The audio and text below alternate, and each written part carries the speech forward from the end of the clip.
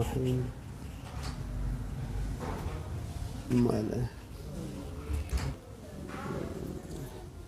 میں کر رہا تھا جب انسان کو بلاتا ہے تو کچھ نہ کچھ ضرور کھلاتا پلاتا ہے۔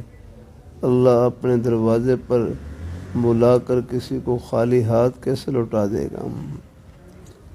اللہ تعالیٰ جب خدا اپنے دروازے پر آنے کی کسی کو توفیق دے تو یہ اس کا فضل سمجھنا چاہیے اور ہر وقت خدا سے ڈرنا چاہیے اور اس کی رحمت طلب کرنا چاہیے۔ اللہ تعالیٰ ہر کسی کو اخلاص نیت کے ساتھ اپنے دروازے پر آنے کی توفیق دے۔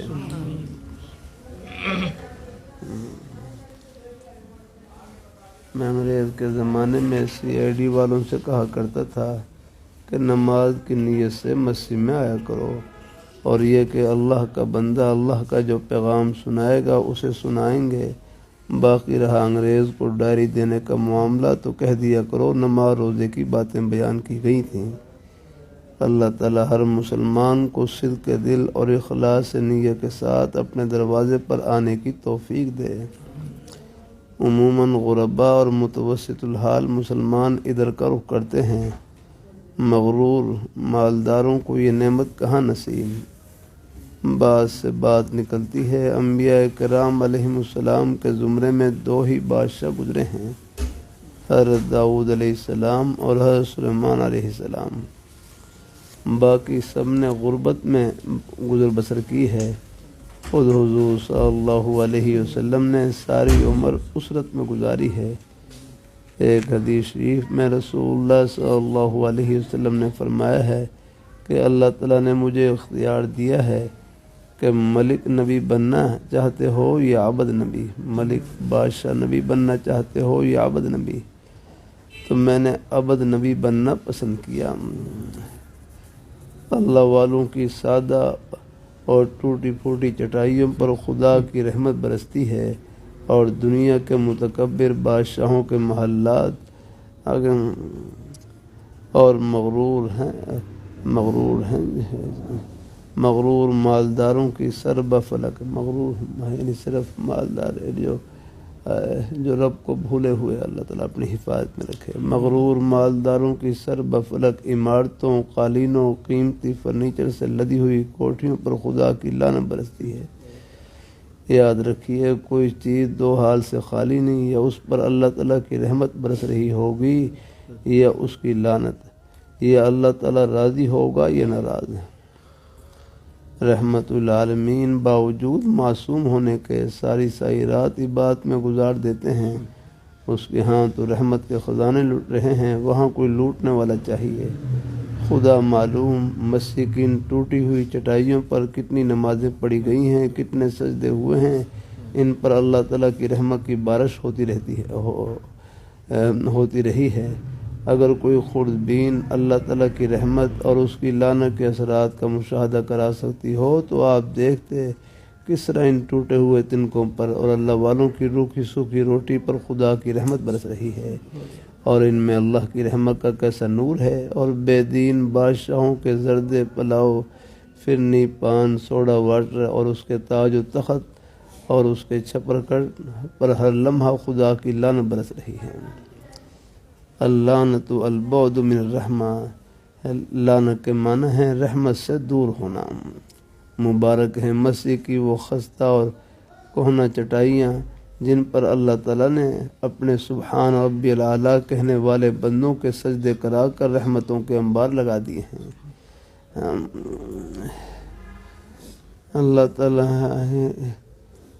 تعالیٰ اور بے دینوں کے قیمتی سے قیمتی قالینوں اور فرشوں پر خدا کی لعنت پڑ رہی ہے، کیونکہ ان پر کبھی کسی نے ایک سجدہ بھی نہیں کیا۔ یہ تھے چند کلمات، تمہیدی کلمات۔ اللہ تعالیٰ اپنی مہربانی فرمائے، اللہ تعالیٰ سب کو باقی کروں میرے حضرت فرمائے لگے کسی کو کوٹھی، بلکہ اللہ رحمۃ اللہ علیہ فرمائے لگے کسی کو کوٹھی میں دیکھ کر دنیا دار نہیں سمجھنا، دنیا دار وہ ہے جو خدا کو بھول جائے، اور دین دار وہ ہے جو رب کو یاد رکھے۔ بقیہ اللہ تعالیٰ اپنی مہربانی فرمائے، اللہ تعالیٰ رب کو یاد رکھنے کا مطلب یہی ہے کہ رب کے حکموں کو یاد رکھے، اللہ تعالیٰ کے حکموں کو، ساتھ ساتھ اللہ تعالیٰ کا ذکر، اللہ تعالیٰ کا نام بھی حسب توفیق لیتا رہے۔ اللہ قبول فرمائے، اللہ اپنی بارگاہ میں قبول فرمائے، اللہ تعالیٰ اپنی مہربانی فرمائے، اللہ تعالیٰ باقی اپنے حق حلال کی روزی سے، جیسے حضرت مفتی حسن صاحب رحمۃ اللہ علیہ جامع شفیع کے بانی فرمائے لگے، جس طرح نعمت کی قدردانی یہ شکر ہے، اظہار نعمت اس سے بڑھ کر شکر ہے کہ اپنی حق حلال کی روزی سے کوئی اچھا کپڑا پہن لیں، اچھا مکان بنا لیں، اچھا لباس پہن لیں، اچھا جوتا پہن لیں، ریا اور دکھلاوا مقصد نہ ہو، اللہ تعالیٰ کی دی ہوئی نعمت کو اپنے اوپر ظاہر کرنا مقصد ہو، یہ بھی اس نعمت کی شکر گزاری میں داخل ہے۔ ہاں، اس سب کے لیے جنت کی ہیں راہیں۔ بڑے حضرات کہیں تنبیہ کرتے ہیں، ڈانٹتے ہیں، یہ ان لوگوں کے متعلق ہیں جو آخرت سے غافل ہیں، یاد رہیں۔ ہاں، اللہ تعالیٰ سب کو اللہ اپنے رستے کی سمجھ نصیب فرمائے، اللہ تعالیٰ غفلوں کو دور فرمائے، اللہ تعالیٰ سب کو اللہ اپنے حفظ و امان میں رکھے اور عافیت سے رکھے، آمین، جزاک اللہ۔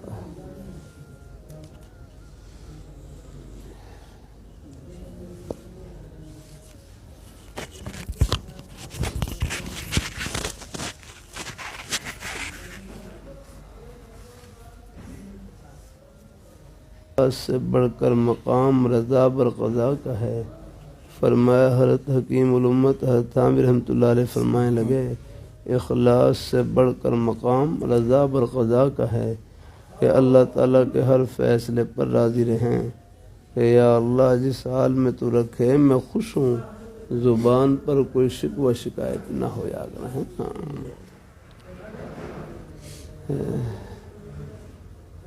ایک بھائی کی اولاد نہیں تھی، ان کی گھر والی کو زیادہ پریشان، تو وہ اپنی گھر والی کو بڑے اچھے انداز سے تسلی دینے لگے کہ قرآن پاک میں اولاد کے اعتبار سے 4 صورتیں بیان کی گئی ہیں۔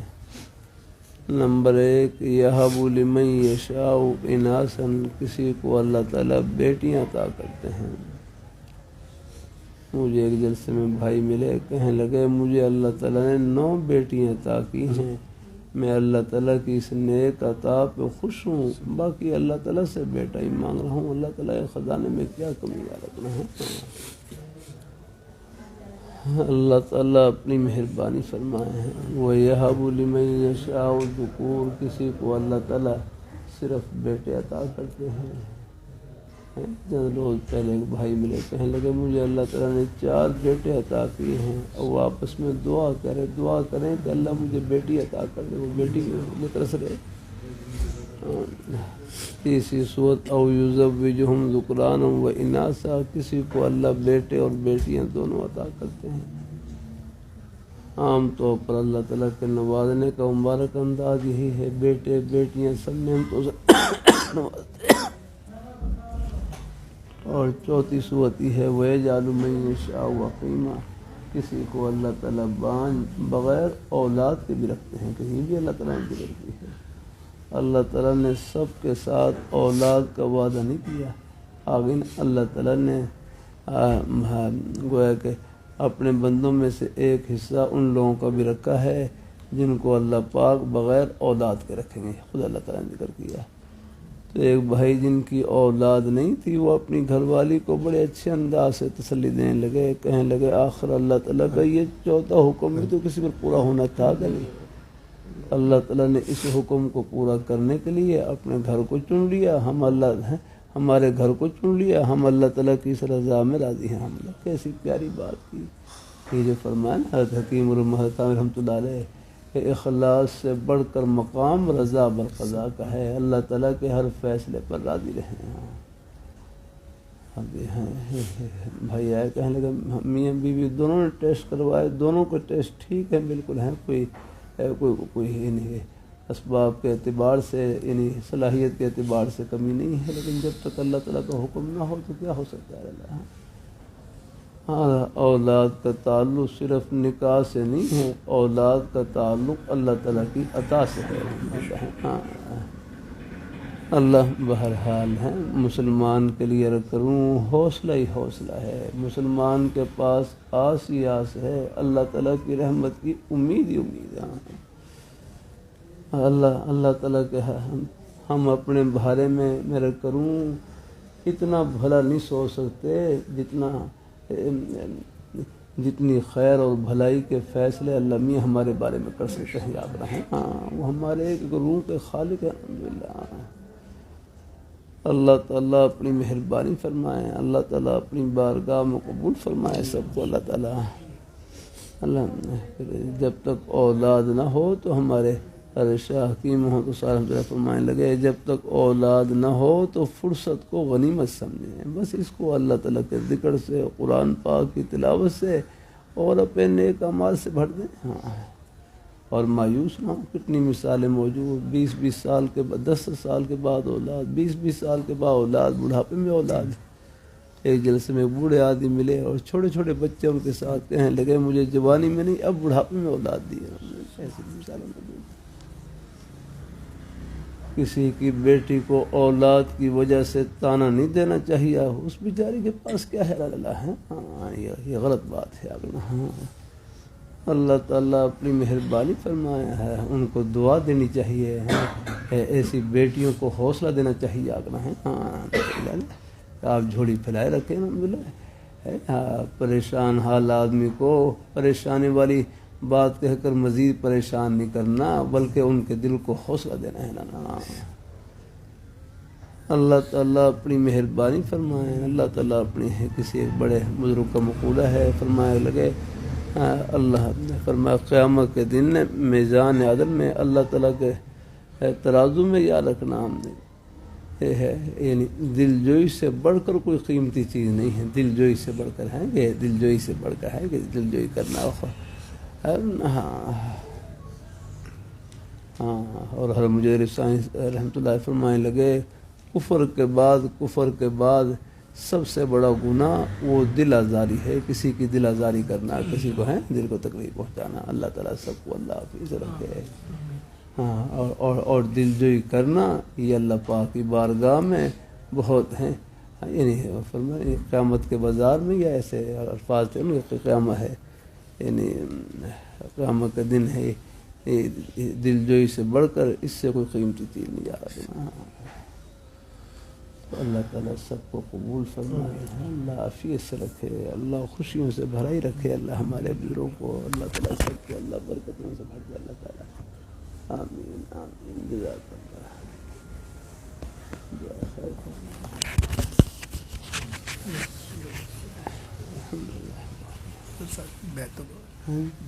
ساتھی بیت والے کی اچھا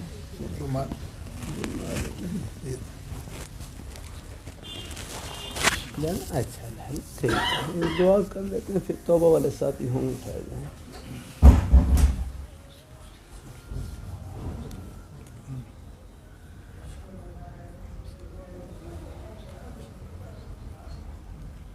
اجمعین برحمتک یا رحمت اللہ۔ ہم کریں گے انشاءاللہ الحمدللہ۔ علیہ السلام قریب سے اللہ تعالیٰ خوش ہے، توبہ قریب سے آمین آمین۔ بہت نوازے اچھا اللہ تعالیٰ اللہ سب کو اللہ خوش رکھے، اللہ ہمارے بزرگوں کو اللہ خوشیوں سے بھرائی رکھے اللہ تعالیٰ۔ جزاک اللہ بڑی عنایت الحمدللہ۔ سات کلمات ہیں، بسم اللہ الرحمن الرحیم۔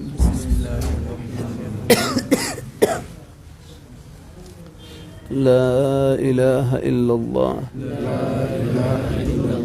محمد رسول اللہ صلی اللہ علیہ وسلم۔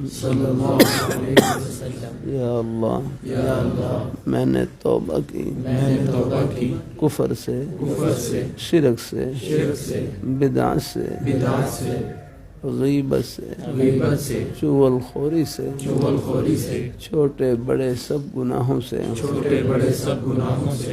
یا اللہ میری توبہ قبول فرما، ہم بیعت ہوتے ہیں چاروں سلسلوں میں، یا اللہ ان کی برکت نصیب فرما،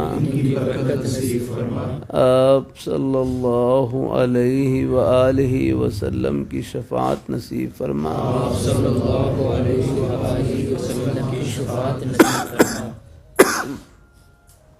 آمین۔ اور جنت میں آپ کے مبارک قدموں میں جگہ نصیب فرما، صلی اللہ علیہ وسلم، آمین یا رب العالمین۔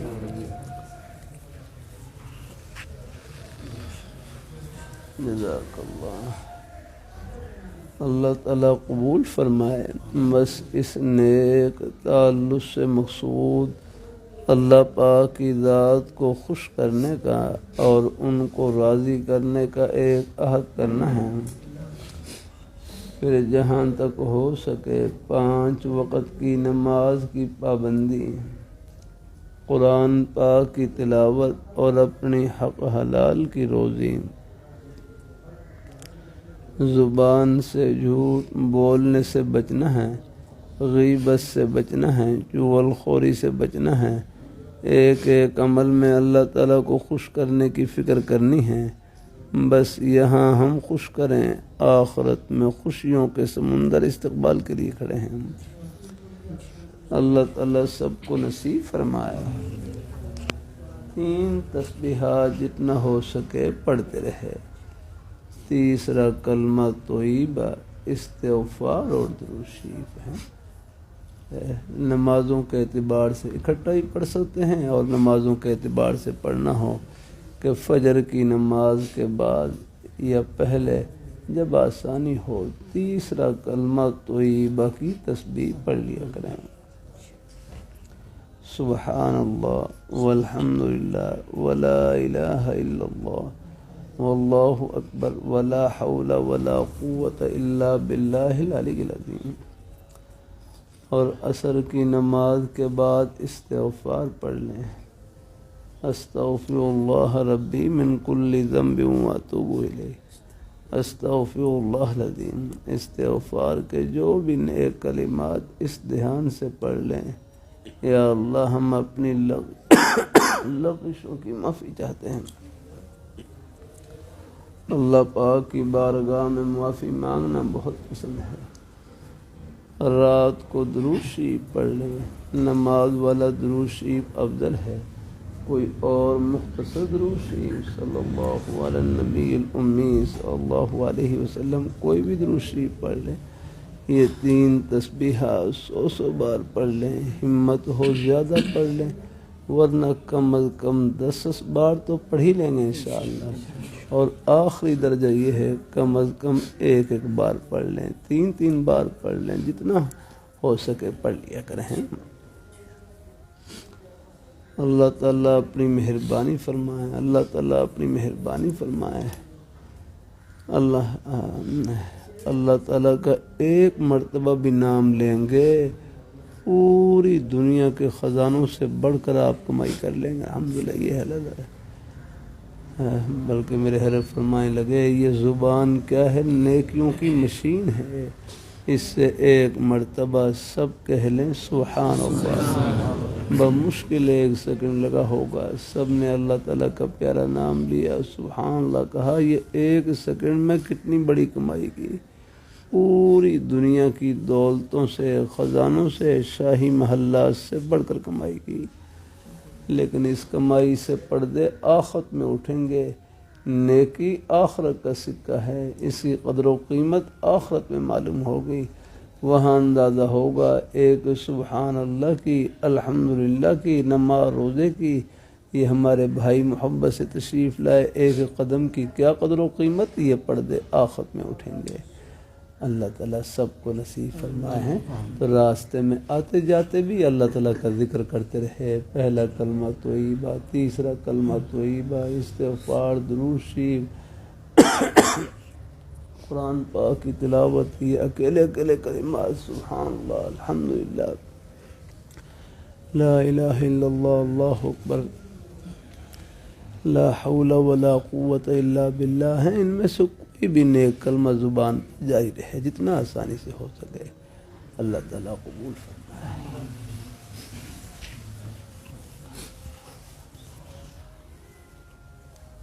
یا اللہ سب مہمانوں کو اپنی بارگاہ میں قبول فرما، ہم سب کی توبہ و قبول فرما۔